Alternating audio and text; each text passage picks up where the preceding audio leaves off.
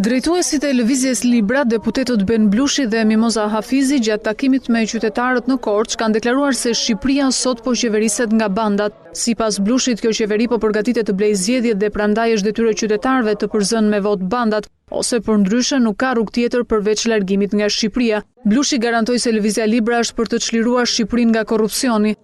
Ekonomi nuk mund të ketë nëse interesi publik cënohet, nëse gjithë ekonomia kombëtare, pra ajo çka është publike, i lihet në dorë 5 bandave.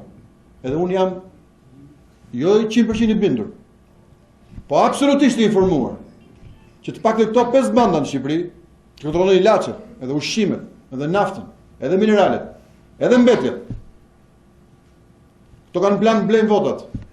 Me këto para, nuk ka Shqipëria dy rrugë, një rrugë, ka 2 rrugë. Ose këta ta marrin Shqipërinë në dorë, edhe shumica shqiptarëve të ikin siç ka ndodhur, ose ne të heqim këto nga pushteti dhe ta çlirojmë vendin tonë nga korrupsioni, edhe nga krimi, edhe nga bandat që kanë marrë peng.